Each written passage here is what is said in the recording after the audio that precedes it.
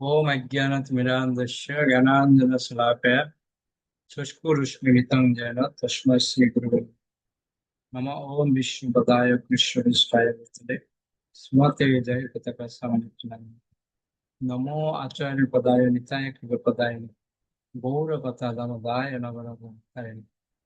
नमो ओम विष्णुपदाय कृष्णपृष्ठाय भूतले स्मते भक्तिवेदान्त स्वामिनिति नमः। नमस्ते सरस्वती देवे गौरवाणी प्रचारिणे निर्विशेष शून्यवादी पाश्चात्य देशताय भुवे गौरचंद्राय राधिकाय तदालय कृष्णाय कृष्ण भक्ताय तद्भक्ताय हरे কৃষ্ণ। তো আজকে আমাদের শুরু হবে এলেন থেকে, তাই তো? ওকে, সাধারণের মধ্যে যে পড়ুন।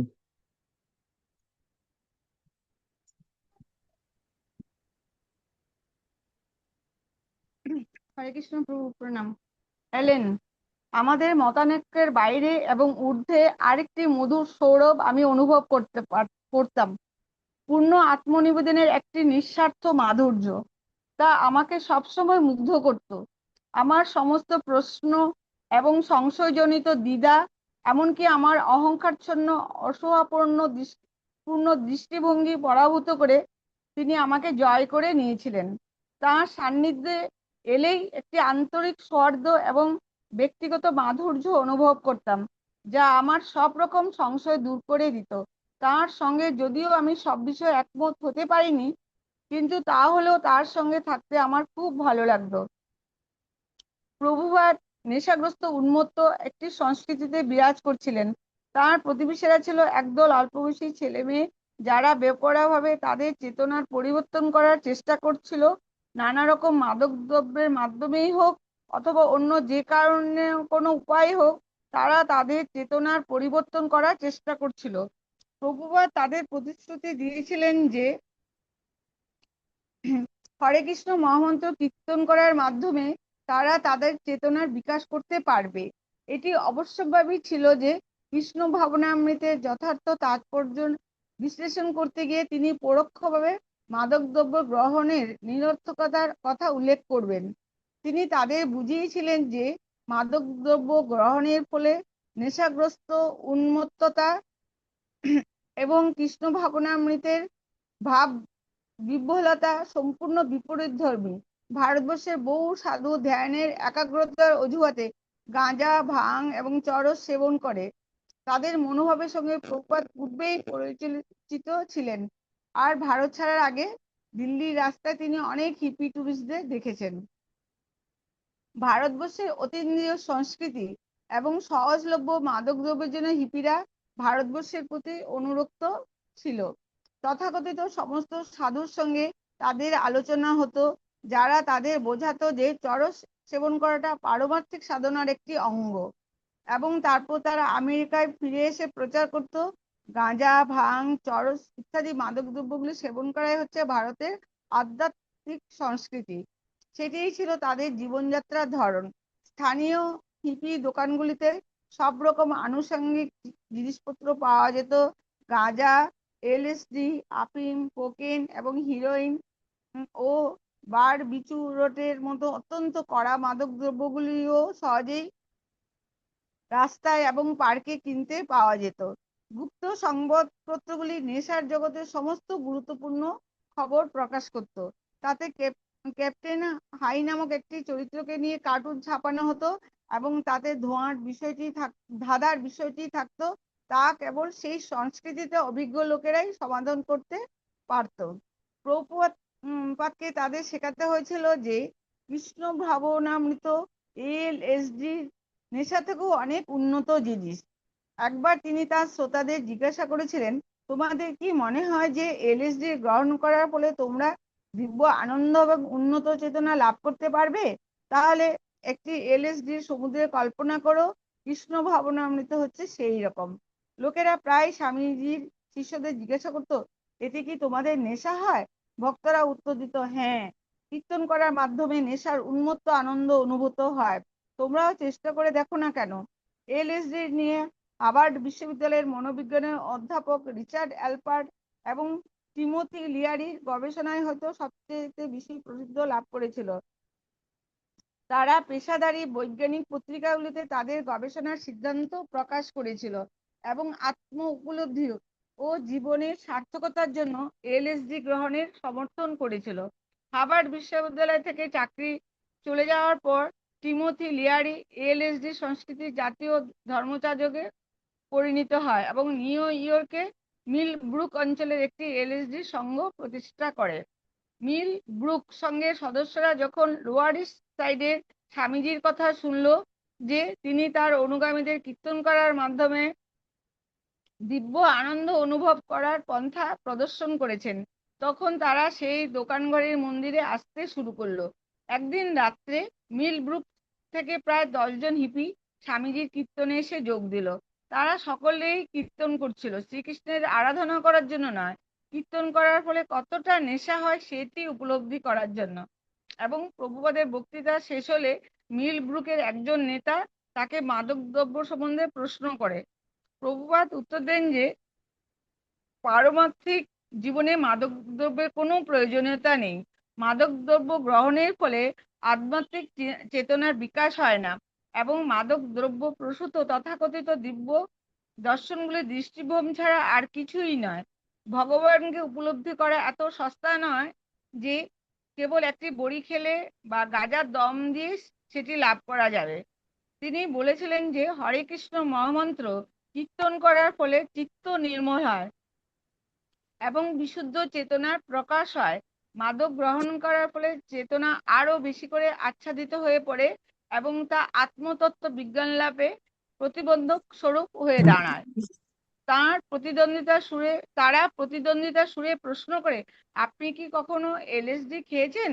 প্রভুপাদ উত্তর দিলেন, না, আমি কখনো খাইনি, এমনকি আমি কখনো চা বা সিগারেটও খাইনি। আপনি যদি কখনো সেটি না খেয়ে থাকেন তাহলে সেটি কি ভালো কি মন্দ তা আপনি জানলেন কি করে? মিল ব্রুকের হিপিরা অট্টহাস্য করে যেন স্বামীজির কিস্তিমা হয়ে গেছে। আমি ওকে ওকে কখনো ওকে খাই। ওকে হরে কৃষ্ণ।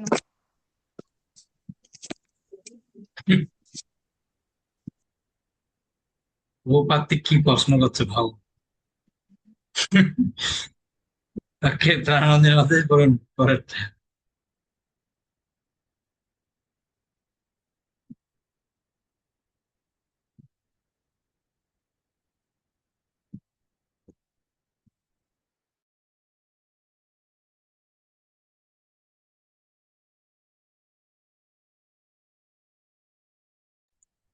প্রাণাঞ্জলি মাতাজি শুরু করুন।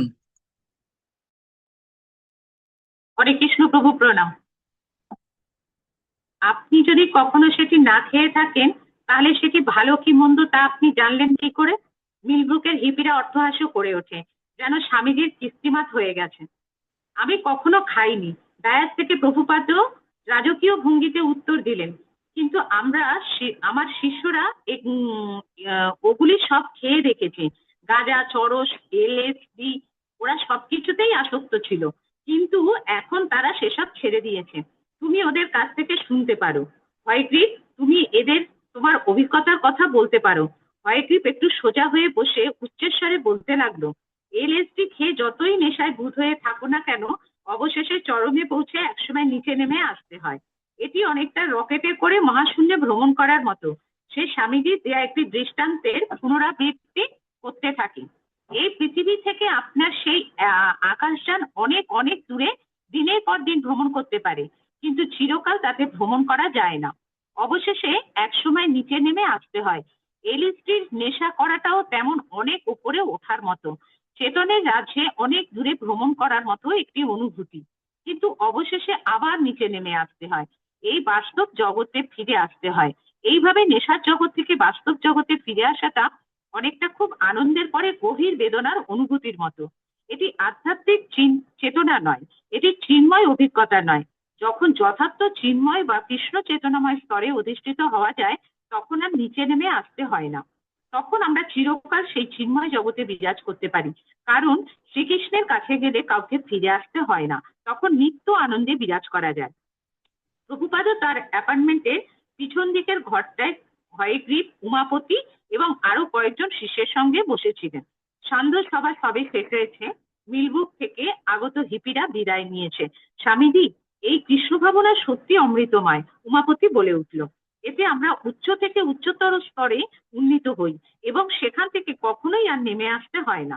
প্রভুপাদ হেসে বললেন, হ্যাঁ সেটি ঠিক। উমাপতি হাসতে হাসতে বলল, আর কখনো নেমে আসতে হয় না। সকলেই হাসতে শুরু করলো। কয়েকজন হাততালি দিতে দিতে উমাপতির কথা পুনরাবৃত্তি করতে লাগলো, আর নেমে আসতে হয় না। এই আলোচনাটি হয়গ্রীব এবং উমাপতিকে অনুপ্রাণিত করলো একটি নতুন প্রচারপত্র ছাপাতে। চিরকাল উচ্চে অবস্থান করুন, নিচে আর নেমে আসতে হবে না। কৃষ্ণ ভাবনামৃত অনুশীলন করুন। আপনার চেতনাকে বিকশিত করতে অপ্রাকৃত শব্দ তরঙ্গ হরে কৃষ্ণ কৃষ্ণ কৃষ্ণ হরে হরে, হরে রাম রাম রাম হরে হরে, এই প্রচারপত্র প্রচারের ফলে কৃষ্ণ ভক্তির মাহাত্ম্য প্রচারিত হলো। যে কোনো নেশা থেকে আর মাদকতা যে সর্বোৎকৃষ্ট তা প্রতিষ্ঠিত হলো। এই প্রচারপত্রগুলিতে সব রকম অবরোহণের সমাপ্তি, অধঃপতন থেকে মুক্তি ইত্যাদি শব্দের ব্যবহার করা হয়েছিল এবং তা কৃত্রিমভাবে চেতনার বিকাশে এবং আত্মতত্ত্ববিজ্ঞান লাভের চেষ্টার বিরুদ্ধে প্রবলভাবে প্রচার করেছিল। অনেকে প্রতিবাদ করেছিল যে এই হ্যান্ডবিলে খুব বেশি করে হিপি মনোভাব বিরোধী প্রকাশ পেয়েছে, কিন্তু প্রভুপাদ বলেছিলেন তাতে কোনো ক্ষতি নেই। অক্টোবর 1966, টমকিন স্কোয়ার পার্ক হচ্ছে লোয়ার ইস্ট সাইডের একটি পার্ক। এর দক্ষিণ দিকে 7th স্ট্রিট এবং সেখানে কতগুলি বেলে পাথরের 4-5 তলা বাড়ি। তার উত্তর দিকে 10th স্ট্রিট, সেখানেও বেলে পাথরের তৈরি অনেকগুলো বাড়ি দাঁড়িয়ে রয়েছে। তবে তাদের অবস্থা অনেক ভালো। আর সেখানে রয়েছে অনেক পুরানো একটি ছোট্ট বাড়ি, যেটা হচ্ছে নিউ ইয়র্ক পাবলিক লাইব্রেরির টমকিন স্কোয়ার শাখা। পার্কের পূর্ব দিকে অ্যাভিনিউ বিতে রয়েছে সেন্ট ব্রিজিটস চার্চ, যা 1848 সালে তৈরি হয়েছিল, যখন সেই অঞ্চলের সমস্ত অধিবাসীরা ছিল আইরিশ। সেই অংশটায় রয়েছে গির্জা, স্কুল, ধর্মযাজকদের আবাস ইত্যাদি। আর পার্কের পশ্চিম দিকে রয়েছে অ্যাভিনিউ এ, যেখানে রয়েছে এক সারি পুরানো ছোট ছোট দোকান এবং সেখানে খবরের কাগজ, ম্যাগাজিন, সিগারেট ও সোডা বিক্রি হয়। সেখানে কয়েকটি মদের দোকান আর মুদিখানা ছিল, আর ছিল 2টি স্লাভিক রেস্টুরেন্ট, যার বৈশিষ্ট্য ছিল সস্তা দামে সবজির স্যুপ। সেখানে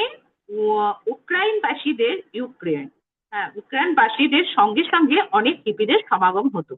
10 একর জমি সমন্বিত সেই পার্কে অনেক উঁচু উঁচু গাছ ছিল, কিন্তু সেই পার্কের অর্ধেকটা জায়গায় ছিল বাঁধানো প্রায় 5 ফুট উঁচু মোটা লোহার বেড়া। পার্কে পায়ে চলার পথে আর ঘাসের জমির সীমানা বিভক্ত করেছিল। অনেকগুলি পায়ে চলার পথের ধারে এই বেড়াগুলি আর তার প্রবেশ পথ পার্কটিকে একটি গোলক ধাঁধার মতো করে তুলেছিল। সেই দিনটি ছিল রবিবার। আবহাওয়া ছিল বেশ উষ্ণ, তাই পার্কে অনেক লোক সমাগম হয়েছিল। পায়ে চলার পথের ধারে সমস্ত বেঞ্চগুলি ভর্তি ছিল। বেশ কিছু বৃদ্ধ লোক একসঙ্গে বসে কথা বলছিল। তাদের অধিকাংশই ইউক্রেনবাসী।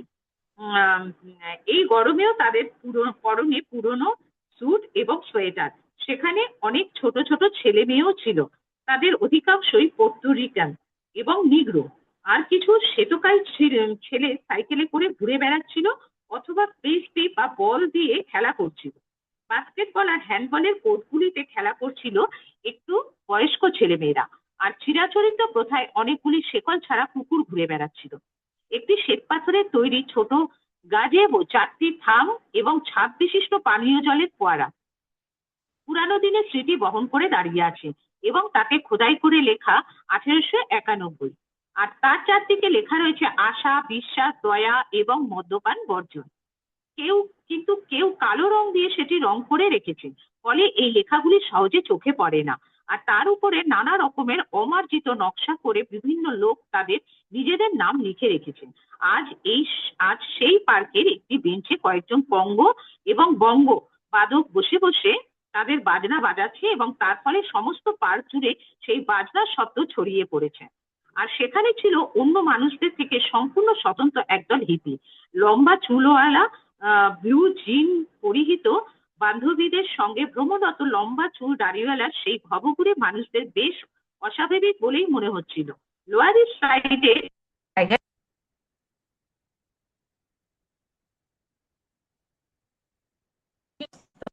সমস্ত জাতির লোককে জাতির লোকেদের মিলনস্থল। সেখানেও তাদের উপস্থিতি বেশ চাপা উত্তেজনার সৃষ্টি করেছিল। তারা আসছে মধ্যবিত্ত পরিবার থেকে, আর তাই আর্থিক অনটনের দরুন তাদের বস্তিতে উঠতে হয়নি। তাই অভাবগ্রস্ত ইস্কনবাসীদের সঙ্গে তাদের আচরণে একটু বিরোধিতার সৃষ্টি হতো, এবং সেই হিপিদের মনোমুগ্ধকর নেশার প্রতি আসক্তি তাদের পরিবার এবং সমৃদ্ধির বিরুদ্ধে তাদের বিদ্রোহ এবং তাদের প্রগতিশীল মনোভাব অনেক সময় তাদের হাস্যাস্পদ সংখ্যালঘুতে পরিণত করেছিল।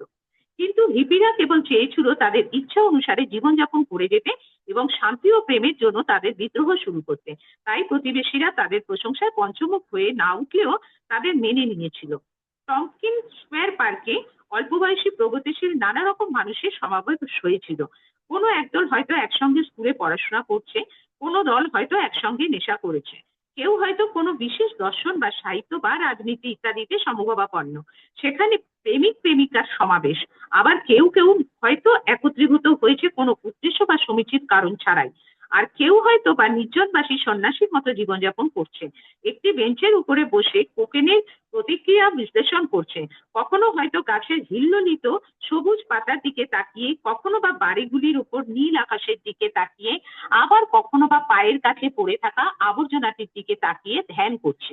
অসহায়ভাবে ভয় থেকে জ্ঞানের আলোকে, বীরত্ব থেকে অলীক কল্পনা রাজ্যে তার মনকে অনুসরণ করে চলেছে। তারপর কয়েক ঘন্টা পরে যখন তার নেশা কেটে যাচ্ছে, তখন আবার সে একজন সাধারণ অপরিচিত মানুষের পরিণত হচ্ছে। কখনো কখনো নেশাগ্রস্ত হয়ে সারা রাত তারা এইভাবে পার্কের বেঞ্চে বসে থাকে। অবশেষে যখন সকালের আলো দেখা দিতে থাকে, তখন তারা বেঞ্চে শুয়ে ঘুমিয়ে পড়ে। ওকে ওকে রবিবার ওকে, দিনটা হরি বল হরি বল। হরি বল। অনেক ধন্যবাদ।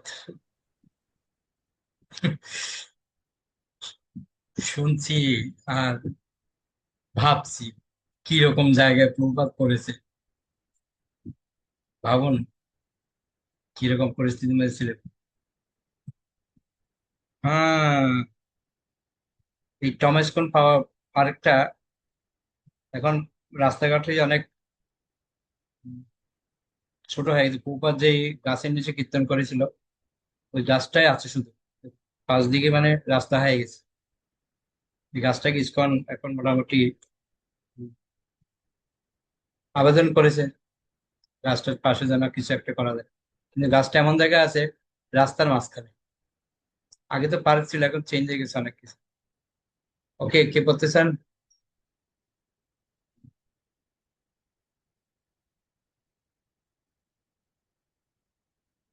সর্বরূপ মাতাজি পড়ুন।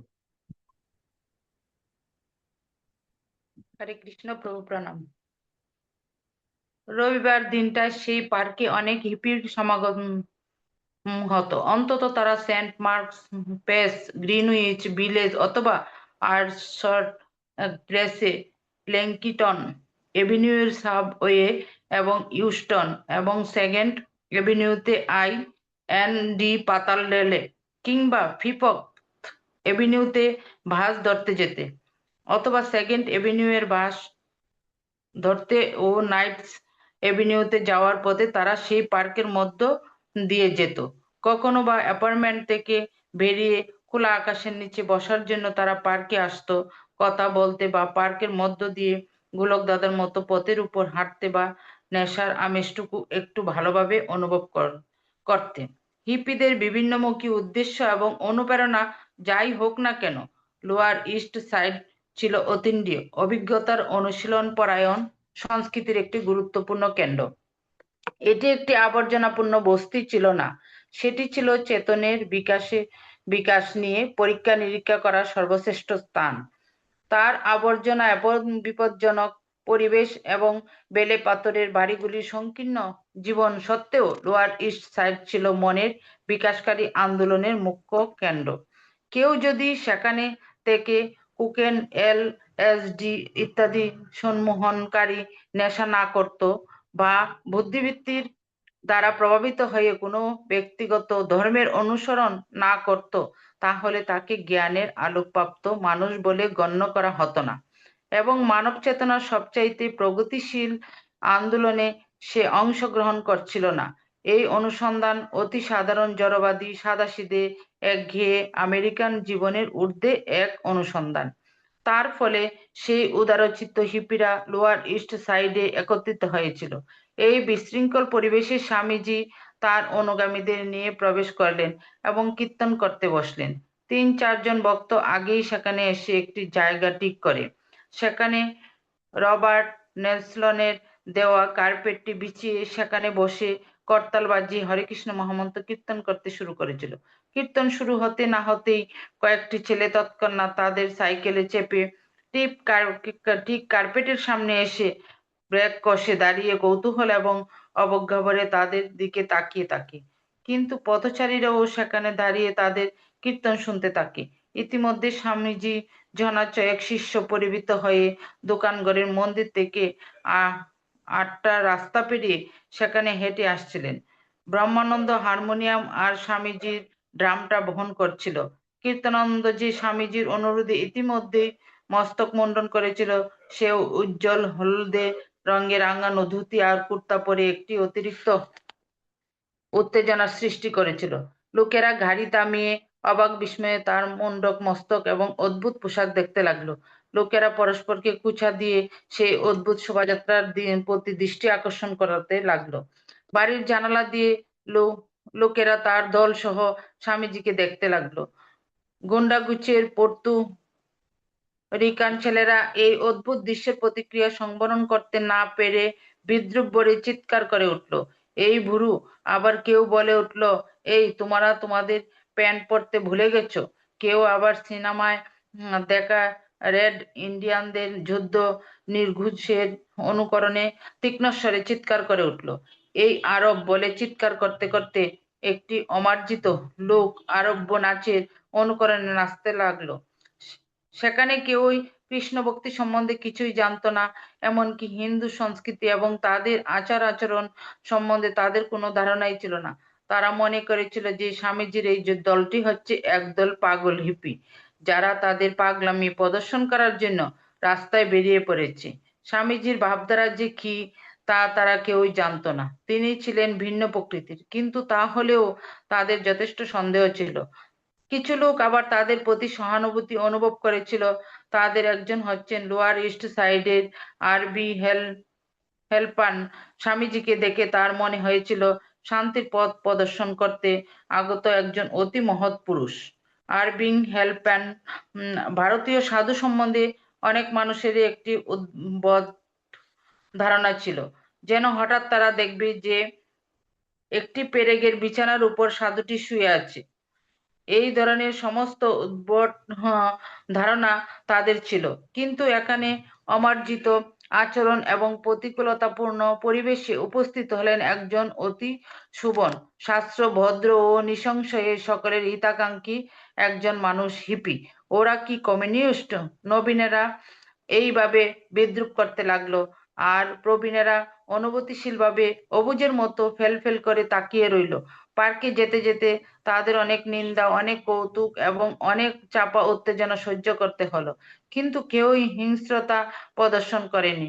ওয়াশিংটন স্কোয়ার পার্কে কীর্তন সফল হওয়ায় প্রভুপাদ নিয়মিতভাবে 3-4 জন ভক্তকে লোয়ার ইস্ট সাইডের রাস্তায় এবং ফুটপাতে করতাল বাজিয়ে কীর্তন করতে পাঠাতেন। একবার কিছু লোক তাদের জল ভর্তি বেলুন আর ডিম ছুঁড়ে মেরেছিল, আর কয়েকবার গুন্ডাগুচের ছেলেদের সঙ্গে মারামারি হওয়ার উপক্রম হয়েছিল, কিন্তু কেউই কখনো তাদের আক্রমণ করেনি। লোকেরা কেবল অবজ্ঞা ভরে তাদের দিকে তাকিয়ে থেকেছে, তাদের নিয়ে ঠাট্টা বিদ্রুপ করেছে অথবা অশ্লীলভাবে চিৎকার করেছে। আর জাতীয়তাবাদী প্রতিবেশীরা মনে করলো যে প্রভুপাদ এবং তার অনুগামীরা এই অদ্ভুত ধরনের পোশাক পরে রাস্তায় বেরিয়ে এসেছে শুধু কেবল একটু মজা করার জন্য, সবকিছুতে বিশৃঙ্খলা সৃষ্টি করার জন্য, তাছাড়া লোকেদের দৃষ্টি আকর্ষণ করার জন্য এবং অশ্লীল গালাগালি শুনবার জন্য। তারা মনে করেছিল যে তাদের এই প্রতিক্রিয়া আমেরিকার ভদ্র বস্তিবাসীর পক্ষে স্বাভাবিক। তাই পার্কে যেতে যেতে সেই দলটি বেশ একটি উত্তেজনাপূর্ণ অভিজ্ঞতা সঞ্চয় করলো। স্বামীজি কিন্তু তাতে মোটেই বিচলিত হননি। 2-1 বার তিনি কেবল ব্রহ্মানন্দকে জিজ্ঞাসা করেছিল ওরা কি বলছে, আর ব্রহ্মানন্দ তাকে বুঝিয়ে দিয়েছিল প্রভুপাদ যখন হাঁটতেন তখন স্বাভাবিকভাবে তার মাথা উঁচু হয়ে থাকতো। তাকে খুব সম্ভ্রান্ত এবং ধীর চরিত্র সম্পন্ন বলে মনে হতো। তার দৃষ্টিভঙ্গি ছিল অপ্রাকৃত। তিনি সবকিছুই চিন্ময় আত্মারূপে দর্শন করতেন এবং শ্রীকৃষ্ণের ওই সবকিছুই নিয়ন্তা বলে দর্শন করতেন। আর তাছাড়া জড়জাগতিক দৃষ্টিভঙ্গির পরিপ্রেক্ষিতে দেখতে গেলেও তিনি ছিলেন সব রকম অভিজ্ঞতা সম্পন্ন কলকাতার মানুষ। প্রায় 10 মিনিট ধরে কীর্তন হয়েছিল। স্বামীজি তখন এসে উপস্থিত হলেন। তার পায়ের সাদা রবারের জুতোটি খুলে অত্যন্ত স্বাভাবিকভাবে তার অনুগামীদের সঙ্গে তিনি কার্পেটের উপর বসলেন। আর তার অনুগামীরা কীর্তন থামিয়ে তার দিকে তাকিয়ে রইল। তার পরনে একটি গোলাপি রঙের সোয়েটার আর তার উপর একটি কদ্দরের চাদর জড়ানো। তিনি হাসলেন। তার দলের ছেলেদের দিকে তাকিয়ে তিনি তাদের ইঙ্গিত দিলেন, 1 2 3। তারপর তিনি জুড়ে জুড়ে হাততালি দিয়ে শুনতে লাগলেন, 1 2 3। সেই তালে তাল দিয়ে তারা করতাল বাজাতে লাগলো। প্রথমে ভুল তালে, কিন্তু তিনি হাততালি দিয়ে তাল দিয়ে যেতে লাগলেন এবং ধীরে ধীরে সেই তালে তাদেরও তাল মিলে গেল। হাততালি আর করতালের শব্দে একটি সুন্দর ছন্দের সৃষ্টি হলো। তিনি একটি প্রার্থনা গাইতে শুরু করলেন, যা তারা কেউ এর আগে শুনেনি। বন্দেহং শ্রীগুরু শ্রীযুত পদকমলং শ্রীগুরু বৈষ্ণবংশ। তার কণ্ঠস্বর হারমোনিয়ামের মতো মধুর আর বাংলা সুরে সমৃদ্ধ। একটি বিরাট ওক গাছের নিচে কার্পেটের উপর বসে তিনি সেই অপূর্ব সুন্দর সংস্কৃত প্রার্থনাটি গেয়ে চললেন। তার অনুগামীরা কেউই হরে কৃষ্ণ মহামন্ত্র ছাড়া আর কোনো মন্ত্র জানতো না, কিন্তু তারা স্বামীজিকে জানতো। তারা মগ্ন হয়ে তার সেই গান শুনতে শুনতে তাল দিয়ে যেতে লাগলো। রাস্তা দিয়ে চলমান ট্রাকের শব্দ আর দূর থেকে ভেসে আসা করগু ড্রামের শব্দ আর তাদের কানে প্রবেশ করছিল না। তিনি ওকে, গেয়ে ওকে, ওকে, চললেন, ওকে, ওকে। হরে কৃষ্ণ প্রভুপাদ।